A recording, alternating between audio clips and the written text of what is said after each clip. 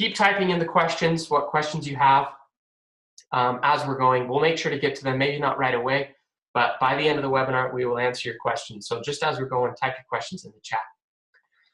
So in Facebook Ads Manager, if you remember last week, and if you weren't here last week, you'll have to look for the recording, but there is the brand awareness category, and then there's the consideration category, and then there's the conversion category. Last week, we went over the kind of the broad overview of all of these. This week, we're going to be diving in deeper into that first column, into the brand awareness column. In this episode, we're going to learn the different types of awareness campaigns and when to use them. That's the biggest thing. I did a video on our Facebook page yesterday about how, you know, if you're in construction or a mechanic or something, you have screwdrivers, hammers, pliers, sockets, wrenches, all the different tools. That's really what all these different campaign objectives are, is different tools to accomplish a different job. But it's not quite as obvious as a screwdriver versus a socket wrench. Very different. So it's not quite as obvious. So that's what we're going to talk about today. We're going to talk a little bit about the type of content that works best for brand awareness. And then we're going to talk about the difference between reach and impressions. So let me exit out of screen share, out of the presentation here. And we will we'll join in. Miriam, it looked like you did join as a panelist. Welcome. How's it going? Miriam is joining us. Miriam wasn't planning on joining us, but Miriam is one of our other ad specialists, so we'll be good. Miriam, do you have anything to add about brand awareness so far? I liked your video yesterday about the wrench and the screwdriver. It was very creative. Yeah, yep. Your videos are getting good. Got to figure out what tool to use for the right scenario. So if you were here last week, I just want to give a quick overview of where we were at. One thing we talked about was the sales funnel process. So we drew out a funnel like this,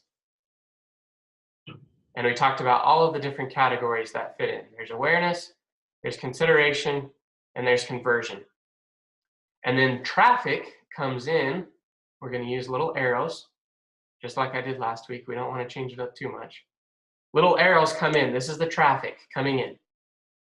This week, what we are going to dive in deeper to is just this first level.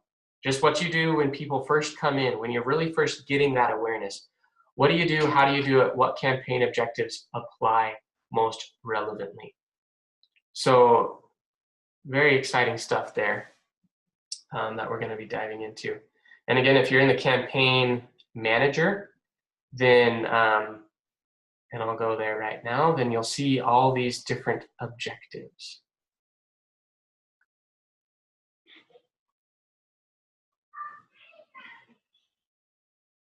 Okay, Miriam, can you see my screen?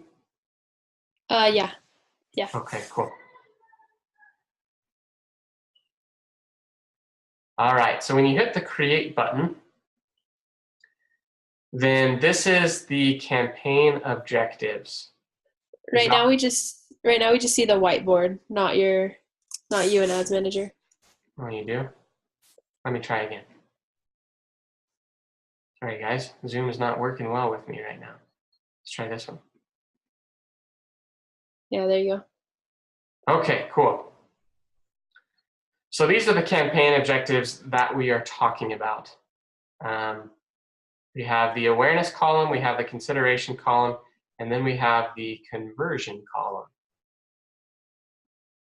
And then within each column, then we have several different tools. This is the wrenches, the sockets, the hammers, all the different stuff that we are going to use in the brand awareness category. So let's dive in a little bit more about each one.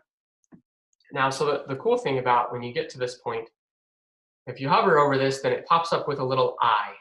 And if you hover over that little eye, then it gives you even more definition about what this is. So increase awareness for your brand by reaching people who are more likely to be interested in it. So brand awareness is really exactly what it sounds like. It is brand awareness. It's getting a lot of impressions, getting a lot of exposure, getting a lot of reach, And can you guys still hear me? Yeah. Okay. It looks like Ryan is trying to log on. Just trying to kick me off, but we can't have that. So brand awareness is just that. It's exactly what it sounds like. Getting more exposure. Now, Miriam, in your experience so far, why is exposure important? What does it do for us, and why do we start there? In our experience, quite a few of our clients are startup companies or are at a beginning phase in their brand. So when we use brand awareness and awareness campaign objectives, Facebook is optimizing to yeah, like Mitch is saying, get in front of the most people, and more importantly, get in front of the people that are interested in your business. So if you're a carpet cleaning business, your goal is going to be to get in front of homeowners. So Facebook is optimizing to get in front of those people depending on your audience. So brand awareness is just getting exposure for the most amount of people that are interested in your business. Yes, very good. And brand awareness, it does a very good job at that. One thing about brand awareness, and this is okay, is that you don't end up having quite as much engagement on a brand awareness campaign because it is just that first step. It's just getting a lot of exposure. Typically on brand awareness, then one of the metrics that you're going to look at, and this is a metric that you can compare across all marketing mediums, including billboards, radio, TV, all of that stuff, is cost per 1,000 impressions. And that means how much does it cost to get in front of 1,000 eyeballs? Okay, technically 2,000 eyeballs because most people have 2 eyes, but we're going to go with 1,000 eyeballs because it's 1,000 people. And with brand awareness, then that cost per 1,000 impressions is going to be a lot lower. It's going to be, the average is $5 to $10. With brand awareness, you're going to be a little bit lower than that on your average. Ryan has just joined us. Ryan, the president and founder of Strategic Social Partners. We're just talking about brand awareness. Anything to add, Ryan? You know, one of the most important things that we need to understand and identify about brand awareness, and Mitch, you and Miriam probably already talked about this, is businesses, people will not do business until they either know, like, or trust someone or a business. And when you talk about getting your message out into the marketplace, especially on a social media platform like Facebook advertising or Instagram ads, you may think that people know more about you than they actually do. So the more information you can place in front of them that's high quality, that's qualified, that's maybe good information, education, testimonials, it will build that brand equity, which will give people a lot more emotional intelligence, emotional connection to your brand. And as a result, they'll be a lot more likely to do business with you as part of your business. But, you know, I think, and we talk about this all the time, Mitch, we see all too often that a business owner will build a building. Like, for instance, right across the street from me, there's a brand new business that's opening. They just built a whole new structure. They tore down a couple buildings, built a new building. I still don't even know what the building is. It looks like a restaurant of some sort. But there's a lot of people that in business that have a tendency to say, well, I open the door, I put a sign on my door, therefore I'm in business. But yet they forget that they actually have to drive traffic to that business in order to begin the process of generating sales. And creating brand awareness about your brand is the very beginning of that to really build value. One other thought that I had, I've been spending a lot of time reading a book called Brand Story. Actually, I've been listening to it on Audible, and I was listening to the first few chapters of it, and it actually brought something really interesting to light. You know, we often talk about telling your story through that brand awareness section of your sales funnel. But he kind of made an interesting dichotomy. He said, you need to tell your story in a way that your customers can share your story, not tell a story from a business perspective so that your customers understand the story, but tell a story to your potential clients in a way that they can share it with their customers, if that makes sense. And leveraging the awareness, the brand awareness campaign section in this obviously is extremely powerful, because now not only are you reaching people for the lowest cost, but you're also placing information in front of those people that have very similar online behaviors or interests. So you're placing them strategically. So now you know who they are, what they're doing, and you can place those ads in a manner that really builds value for them long term to build that relationship of trust, right?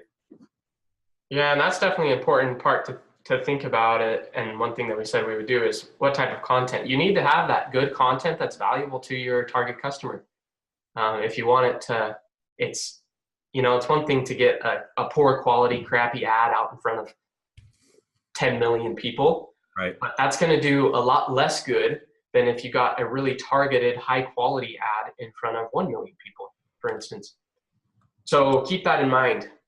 How many of you have set up an awareness campaign before? Type in the chat if you've set up some sort of awareness campaign before. And we can talk about it a little bit.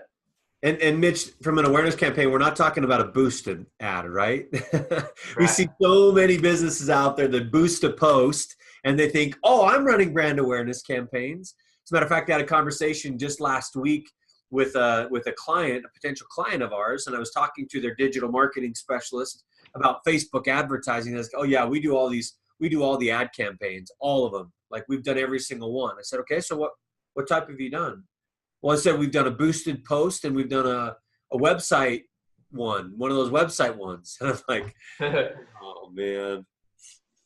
But the reality, but that's okay. It's a great place to start if you've never done anything before. Yes.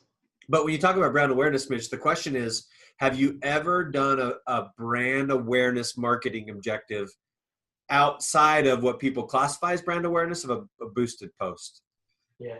And I think you and I both have opinions about boosted posts, right? Yep. Nicole says, guilty of boosted posts, but never a brand awareness campaign. Nicole, like Ryan said, it's not a bad place to start. But hopefully through attending these webinars, then we can help you take it to the next step of, okay, you've started with boosted posts, that's cool. Really, the biggest problem with boosted posts is that typically you're not doing it with a long-term strategy.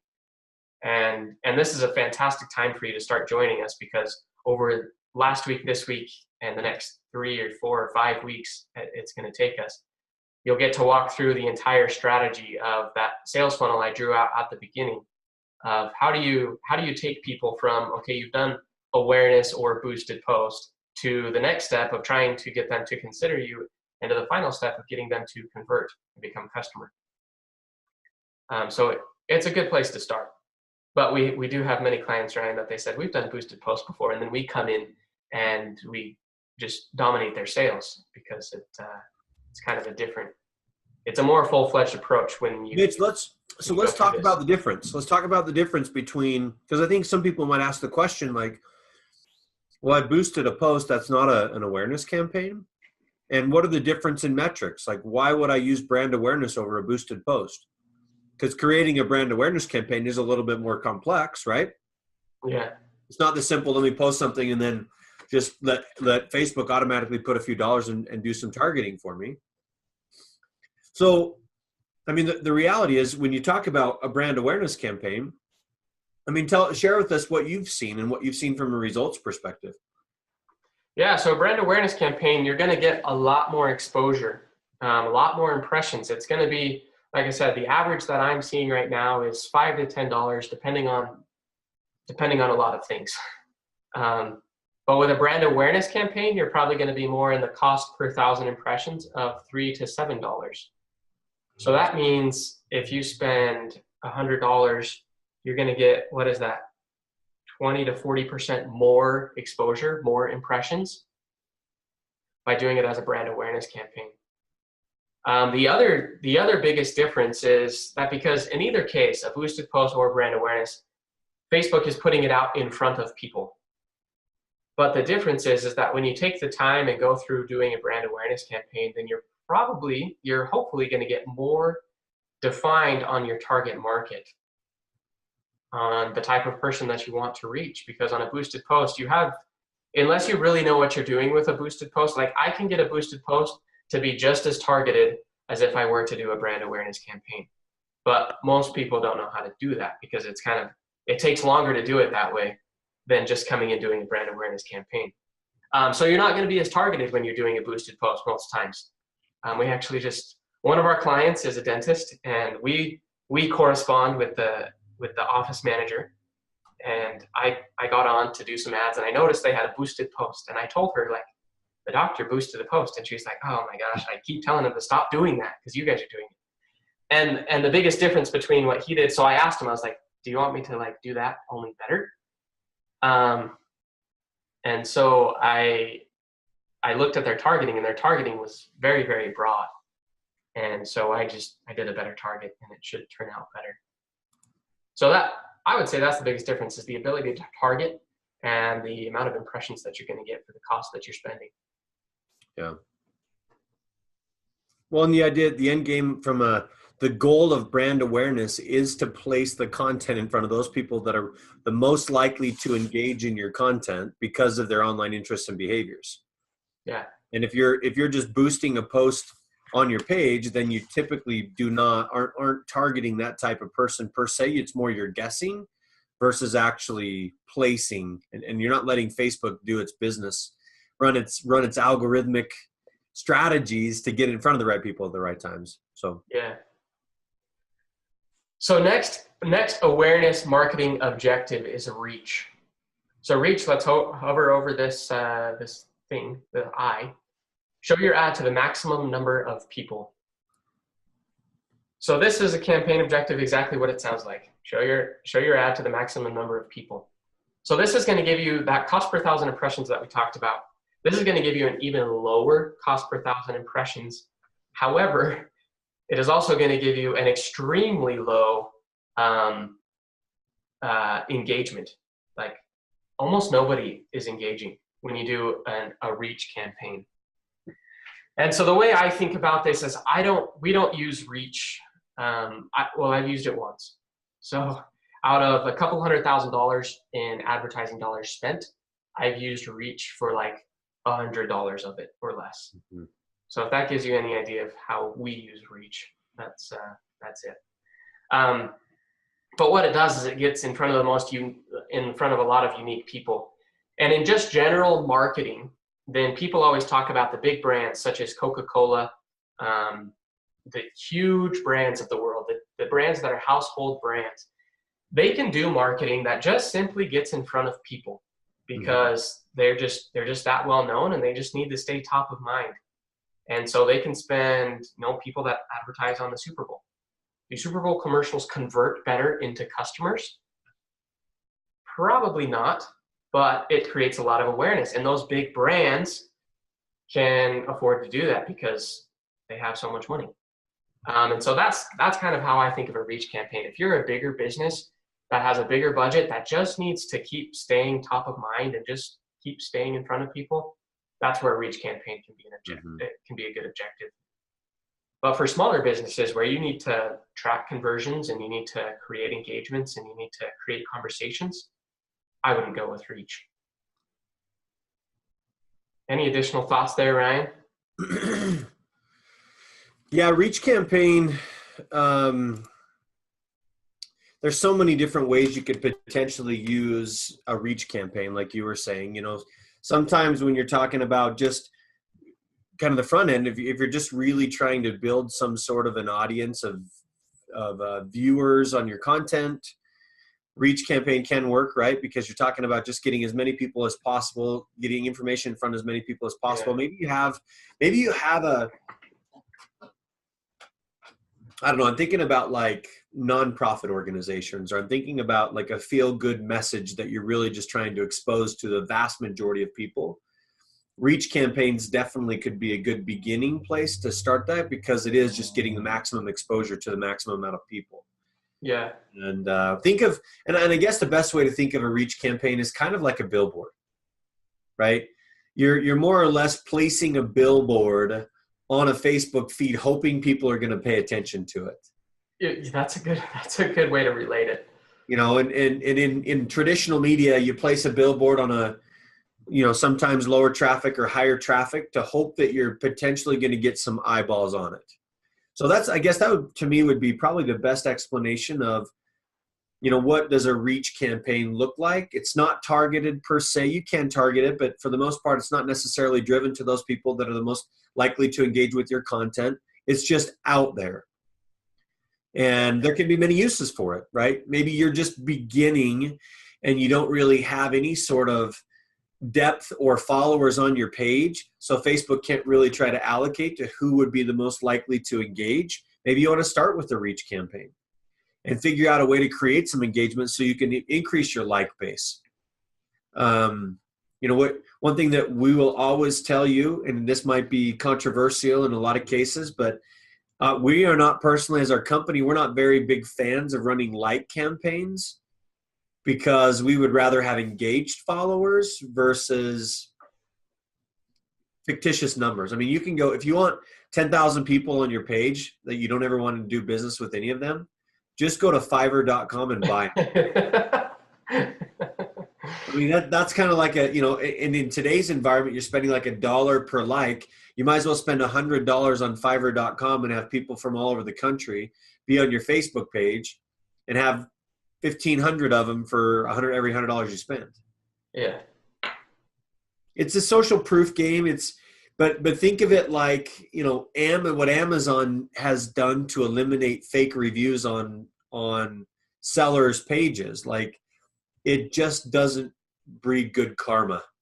Yeah. So from a reach awareness perspective, or an awareness campaign from a reach perspective, just really understand what you're trying to do. I mean, maybe the thought behind it, Mitch, as well, is reach is even more closely related to a boosted post than brand awareness is. Because at least then you're getting exposure, but you still want to use a reach campaign over a boosted post, because then you'll get more exposure with the same amount of dollars being spent. And the way we look at it, honestly, the way that we look at it is we want to try to maximize the amount of views every time we run an ad product, or maximize the conversion that's associated with the views. So initially we'll run these awareness campaigns, which is this first segment, and then we use a funneling system, I'm sure, Mitch, what you showed earlier, to really drive people through that user or customer experience by leveraging ads to build the experience, and in connection, obviously, leveraging landing pages to build the experience. So it's almost twofold. And I was talking to one of our new employees here just yesterday, and we were talking about the process of why we do it that way. Well, we know that, and I'm going back to what I said before, and maybe you have the same feeling, like people do business with those who they know, like, and trust. And they'll trust you if you place the right amount of content for the right purpose in front of them. But if you're just trying to bait and switch people and try to convert cold traffic, you'll lose emotional intelligence, if you will, towards your brand by just trying to bait and switch. It's an interesting concept, because I know there's a lot of people out in the world of digital that say, just convert cold traffic as quickly as you can. And I understand that, right? But there's another element of build the relationship first, because that cold traffic, as you warm them up before you ask for the purchase, will become longtime consumers. And as we all know, it's easier to keep a customer than to regain a new customer if you lose one, right? It takes two customers to get back to where you were if you lost one before. So building that value, building that relationship in is an extremely important part. And brand awareness, obviously campaigns like we've been talking about today, and reach campaigns are such a critical component to that. Yeah. There's a couple other campaign objectives that we sometimes use for awareness, for the awareness of the initial traffic coming into the top of the funnel. And that is video views. So the way you can think about it is if your initial awareness, your initial exposure to your target market is going to be an image, then awareness is probably going to be your best bet. But if it's a video, then video views is going to be your best bet. Because again, if you hover over this little thing, get more people to view your video content. And that goes back to what Ryan was talking a lot about, is a video is going to speed up that process of building that emotional intelligence with your brand and creating a connection, because you're there talking to them. I mean, as far as social media is concerned, that's the closest connection you can get is with video. Well, the closest is Facebook Live video. And that's typically how we start, is you do Facebook Live video or videos, and put those out with the video views objective. And that does a nice balance of getting people to watch a decent amount of your video, but also getting a really good cost per 1,000 impressions. On video views, we're typically like $5 to $7 per 1,000 impressions. So awareness is going to be a little bit cheaper per 1,000 impressions, but if you did a video on a brand awareness campaign, you're not going to get as many video views. And the type of person that's going to watch your video is going to be, they're just going to become a little bit more connected to you. So that's another one over here. Even though it's in the consideration column, that's another good one to start with, because then the other advantages that we'll talk about more next week, the other advantage is that you can retarget people that watch a portion of your video. Yeah, and again, going back to the basic fundamentals of marketing and advertising on Facebook, the ultimate goal is to create high quality. And when I say quality, I don't mean professionally put together video content, which is a part of that, but high quality content that speaks to your target demographic in a way that they can share, right? Social media is a sharing portal. It's a community platform. They changed the mission statement of their whole company 4 months ago to say, we want to build communities. And they're coming out with some different ad products as part of this brand awareness and reach and all these things we're going to be talking about for the next few weeks of how to actually even advertise into those groups based on their behaviors and their interests, right? So super, super interesting in what they're coming up, but just recognize there's power in advertising. And if you haven't done anything yet from your business page, again, recognize that you have to have a business page to run ads currently. And if you haven't done anything yet, just go and tell your story on your business page and put $2 in a brand awareness campaign and see how many people you reach. $2 a day for the next 14 days. Spend $28 on an ad campaign and just see what happens. Like, test this. We're giving you this insight and we want you to go and do, right? We want you to go and do and then come back next week and report. So go run it for 7 days. Start something today. Get into your ads manager. Click the brand awareness campaign. Go do something and then come back and report to us. You'll be extremely surprised with the reach that you gain because of the ad product and the dollars that you're putting behind it. It's a pay-to-play game now, my friends. No more freebies. No more freebies, unfortunately. Yeah. But it's a pay-to-play game, so you got to play the game. Yeah, and Facebook wants you to be profitable, so they give you all of the metrics that you need to track if you're being profitable on the ads that you're paying them. But start this week with a brand awareness campaign. And then next week, same time, same channel, 11 o'clock Thursday, in this Zoom room, we're going to be coming back. We're going to be diving into the consideration campaigns. I think we're going to talk about probably half of them because these are a lot more in depth than just the brand awareness and reach. There's a lot more to talk about here. So probably the next 2 weeks, then we're going to be talking about the consideration campaigns. Again, how to use them, what's the difference between all of them, when to use them, and what type of content to put inside of that campaign objective. Again, going back to the beginning, what we talked about, you got to identify the right tool for the right job.